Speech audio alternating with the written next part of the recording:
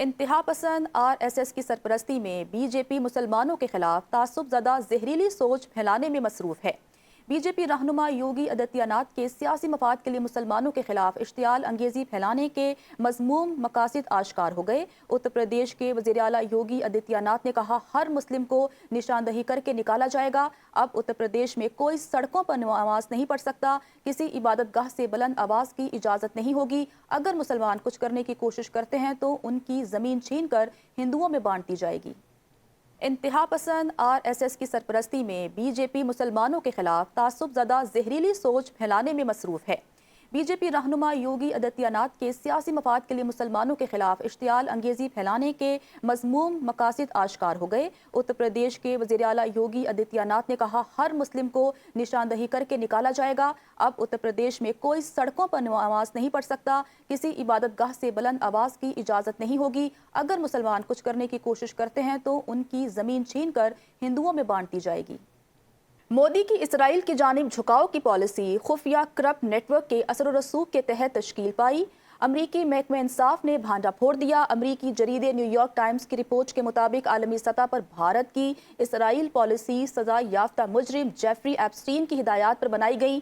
Jeffrey Epstein نے بھارت کی اسرائیل policy میں اسٹریٹجک جھکاؤ کی تجویز دی۔ تجویز میں $2 ارب کے اسلحے اور انٹیلیجنس خریداری میں اضافہ شامل تھا تاکہ وائٹ ہاؤس کی حمایت حاصل کی جا سکے۔ بعد میں ایپسٹین نے قطری شاہی خاندان کے سامنے اس اثر کو اپنے مشوروں کا نتیجہ قرار دیا۔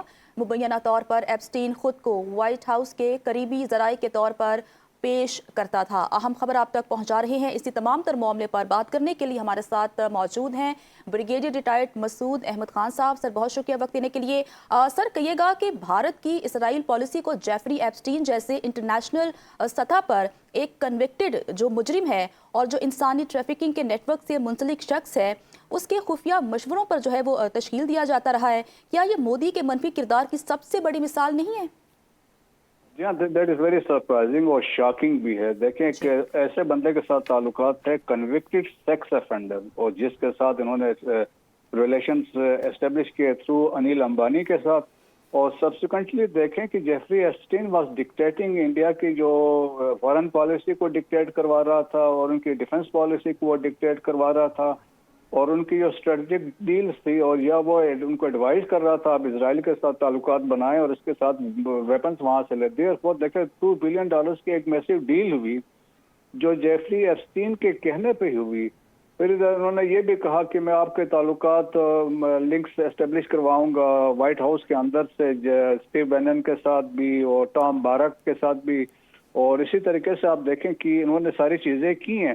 لیکن اس سے بڑا سیریس یہ ہے کہ دیکھیں کہ وٹ اے ایمبیرسنگ سچویشن ہے کہ آپ کہہ رہے ہیں بگیسٹ ڈیموکریسی ہے، اور پھر اوپر سے مودی صاحب کے بہت بڑے دعوے تھے، لیکن ایک convicted sex offender was deciding the fate of India, اور وہ ان سے بتا رہا تھا کہ آپ نے یہ کرنا ہے۔ اور اس سے پہلے بھی دیکھیں، آج سے چند مہینے پہلے ایک اور لیک ہوئی تھی، ڈاکومنٹ لیک ہوا تھا، جس میں اس کو کہا گیا تھا کہ ٹرمپ کے سامنے اگر اس کو آپ نے خوش کرانا ہے، اٹریکٹ کرانا ہے، تو اس کے سامنے ذرا ناچ گانا کر کے دکھائیے گا۔